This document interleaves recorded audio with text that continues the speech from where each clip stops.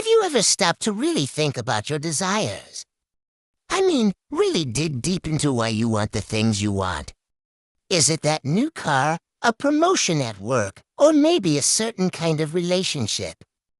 We all have this endless stream of wants, but have you ever paused to question where they come from? It's a fascinating question, and the answer can completely change how you see yourself and the world around you. Let's start with a simple but profound idea. Your true identity is not your thoughts, your feelings, or your body. You are the observer. Imagine yourself as a silent watcher, sitting in a quiet room, observing everything that happens both inside and outside of you. You are this constant, steady presence, calmly witnessing the ever-changing show of life.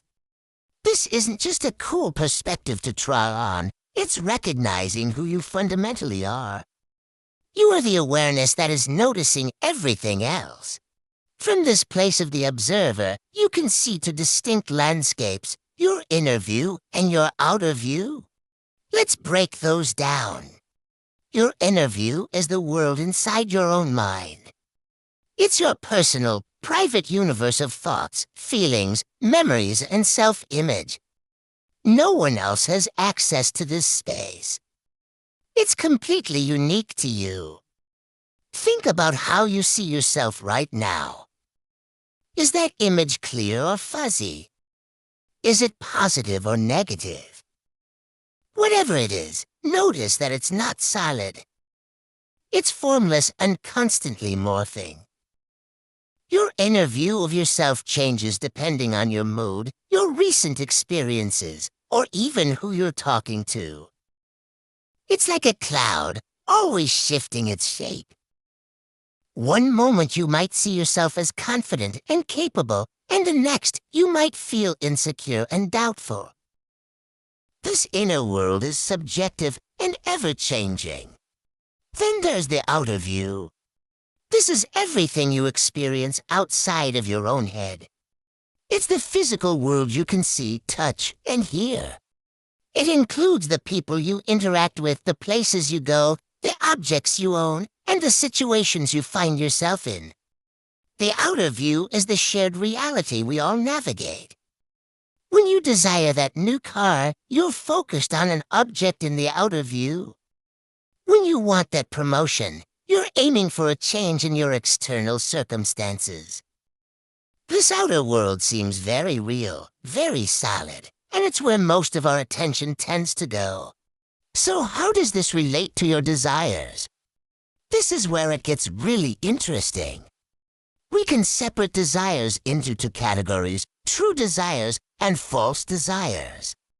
A false desire is one that is based almost entirely on the outer view.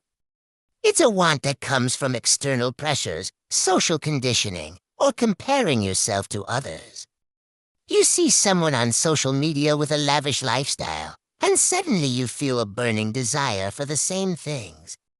You see your friends getting married and buying houses, and you feel like you should want that too, even if you've never really thought about it before. These false desires are often about seeking validation from the outside world. You think, if I get that car, people will be impressed, or if I achieve that status, I'll finally feel worthy. The focus is on how things will look from the outside, on the reflection you see in the eyes of others. You're chasing an external outcome because you believe it will fix something on the inside. But the problem is, it rarely does. You get the thing you thought you wanted, and there's a brief moment of excitement, but soon enough, that feeling fades, and you're left looking for the next external thing to chase. It's a cycle that never ends because it's not addressing the root of the issue. You're essentially trying to decorate the outer world in a way that you hope will make your inner world feel better. Now let's talk about a true desire. A true desire is different. It's a desire that is in alignment with both your inner view and your outer view. It resonates with who you truly are, deep down. It's not just about acquiring something in the external world. It's about expressing something from your inner world. A true desire feels authentic. It feels like you. It's a pull, not a push. It comes from a place of inspiration, not desperation. For example, imagine you have a desire to learn to paint. A false desire might be wanting to become a famous painter to get attention and praise. The focus is on the external result. But a true desire to paint comes from a genuine love for creating, for color, for expression. The act of painting itself brings you joy, regardless of whether anyone ever sees your work. The external outcome, creating a beautiful piece of art, is a natural reflection of your internal passion. See the difference? A true desire is about the journey as much as the destination. It feels right on a deep, intuitive level because it harmonizes your inner world with your outer actions. When you pursue a true desire, the process itself is fulfilling.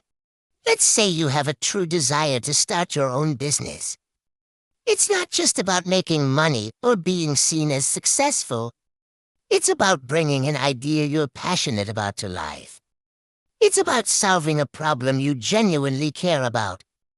Of course, you want the business to succeed in the outer world, but the drive comes from a place of inner alignment. The daily work, even the challenges, feels meaningful because it's an expression of who you are. So, how can you tell the difference in your own life? Start by observing your desires without judgment.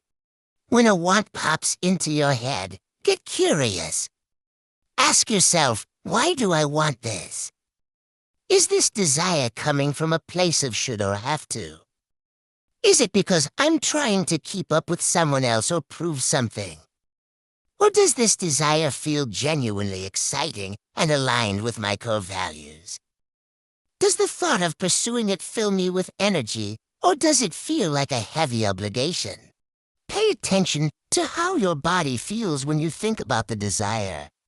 A false desire often comes with a sense of anxiety, pressure, or a feeling of not enough. There's a grasping, needy quality to it. A true desire, on the other hand, often feels expansive, exciting, and calming, even if it's a little scary. It feels like you're moving towards something, rather than running away from something else. It's also important to remember that this isn't about labeling desires as good or bad. That's just more judgment. A false desire isn't inherently bad. It's simply a signpost. It's a message from your inner self, pointing to an area where you might be feeling insecure or lacking.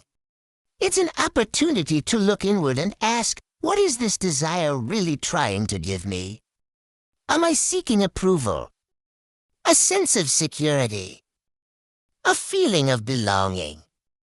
Once you understand the underlying need, you can find more direct and authentic ways to meet it, ways that don't rely on chasing external things. The real question is not whether a desire is good or bad, but what are the results it produces in your life.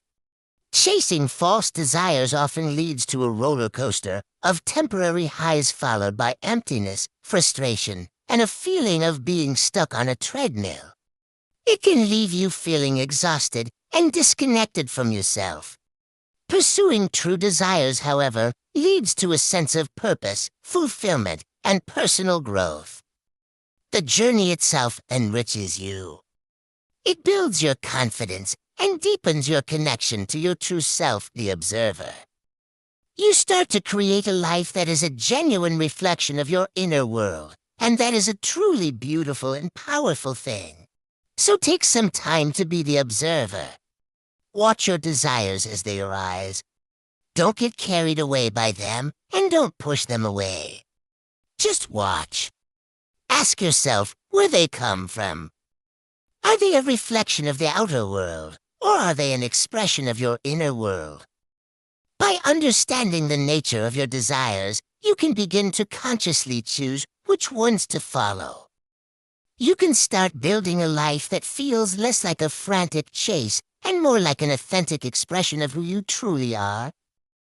You can move from being a passenger pulled along by conditioned wants to being the conscious creator of your own experience. And that is where true freedom lies. Thank you so much for watching. If this resonated with you, let me know in the comments below. I'd love to hear about a desire you've analyzed in your own life. And don't forget to like and subscribe for more content on living a more conscious and fulfilling life. See you in the next one.